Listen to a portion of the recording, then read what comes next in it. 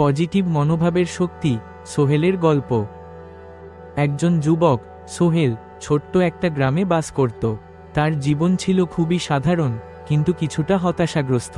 তার মনে মনে ভাবনা ছিল, আমার তো কিছুই হবে না, আমি তো সাফল্য পেতে পারবো না। তার চারপাশে কিছু মানুষ সব সময় নেতিবাচক কথা বলতো, আর সোহেলও তার চারপাশের পরিবেশ থেকে প্রভাবিত হয়ে হতাশ হয়ে পড়ত।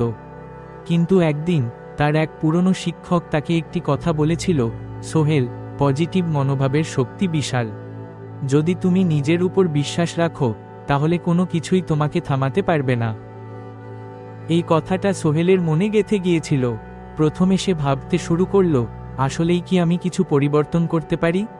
সে দিনরাত নিজের মনের মধ্যে ইতিবাচক ভাবনা তৈরি করার চেষ্টা করল। প্রথম বেশ কষ্ট হচ্ছিল, কিন্তু সে ধৈর্য হারালো না। আমি পারব, এই চিন্তা তার মধ্যে আরও শক্তি সঞ্চারিত করল। একদিন সোহেল একটা ছোট ব্যবসা শুরু করার সিদ্ধান্ত নিল। প্রথমে তার সামনে অনেক বাধা এলো, পুঁজি, প্রতিযোগিতা, বাজারের অবস্থান। কিন্তু সোহেল ভাবল, আমি কি পারবো না? আমি তো চেষ্টা করব। তার মনোভাব পরিবর্তন হয়েছিল, আর সে ব্যর্থতার ভয়কে জয় করতে শুরু করল। ব্যবসার প্রথম বছর কিছু ভালো ফলাফল আসেনি, কিন্তু সে হতাশ হয়নি। সে জানত, প্রতিটি ব্যর্থতার মধ্যে লুকানো থাকে সফলতার রাস্তা।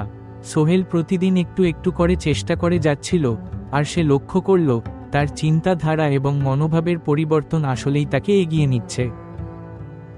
এভাবে কয়েক বছর পর সোহেলের ব্যবসা সফল হল। তার গ্রামেই সে একজন উদাহরণ হয়ে উঠেছিল। সবাই তার পরিবর্তিত মনোভাব দেখে অবাক হতো। সে জানত, সাফল্য শুধু বাহ্যিক কষ্টের ফল নয়, বরং ভিতরের শক্তি আর ইতিবাচক মনোভাবের ফল। সে যখনই কিছু করতে চেয়েছিল, পজিটিভ মনোভাবই তাকে পথ দেখিয়েছে।